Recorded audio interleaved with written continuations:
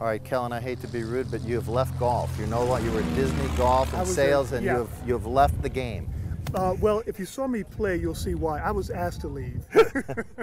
Now you got a new gig. You're AD at a college in Ohio. Athletic director at Central State University in Wilberforce, Ohio. Yeah. Wasn't looking for a job. A friend of mine called me and said, Central State's looking for an athletic director. Do you mind if I put your name in contention? I said, sure, go ahead. I was out playing golf. They called for an interview, and I made the mistake of going for the interview. Okay, now Tiger Woods won the U.S. Open on a broken leg. There have been football players who, Jack Youngblood, he played in a Super Bowl with one leg or something like that? They taped it up and they braced him up and he went out and played. Now what's more impressive to you, playing football on one leg or winning a U.S. Open on one leg? I think winning the U.S. Open on one leg, because it's only you. Yeah. You know, Jack, and as courageous as it was what he did, yeah. there was 10 other guys on defense with him. There were 11 guys on offense, another 11 guys on special teams, and the whole coaching staff. It was Tiger. Yeah. What's harder, playing football, tight end like you did, or and on the way to the Hall of Fame, by the way, or playing golf at a high level like Woods, Mickelson, and those guys? Oh, I think football is harder. Golf is a difficult game, trust me. Yeah. But nobody hits you. Yeah. Okay? Commentators always say, well, that's an unforced error. I don't understand that comment. Yeah. Who's forcing you?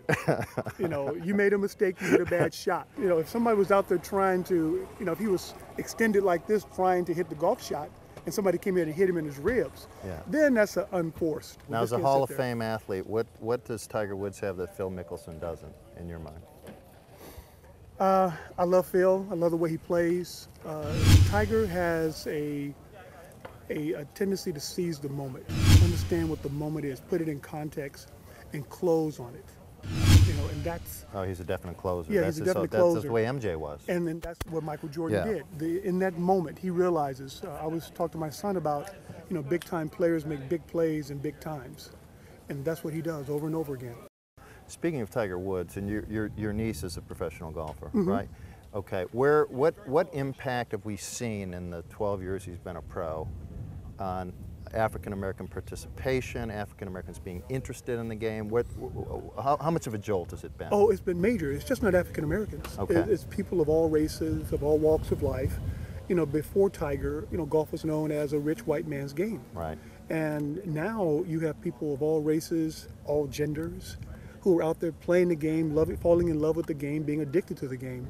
All you have to do is hit the ball once in a sweet spot and feel the compression in your hands and watch the ball fly to toward the flag, and you get addicted to it. Now, there aren't many people who have games named after him. You are one of the guys. The Kellen Winslow game in Miami. Oh, you saw me in high school? I actually, no, that was against the Dolphins, yeah.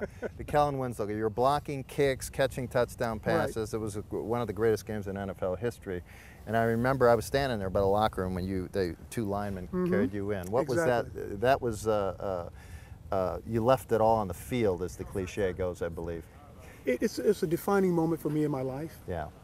Not only did we win the game, the good thing, both teams battled. It was an epic battle, which I think all fans really appreciate.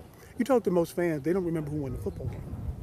They just remember the game and the battle going back and forth. Right. And that's the mark of a true classic. For me as an individual, I learned a whole lot about myself and what I was capable of. I was a part of something bigger than myself. Yeah. And everybody who played in that game, all the fans who were in attendance at that game, talk about it with a certain passion. Yeah. People can walk up to me and say, I was at that game. And the way they're talking, I can tell you whether or not they were at that game or not. Yeah. Just by the passion they have in their voice. All that game lacked was Roman numerals. That could be true. Yeah. That could be true. Kellen, good to see you. You bet. Always a pleasure. All right, good to see you.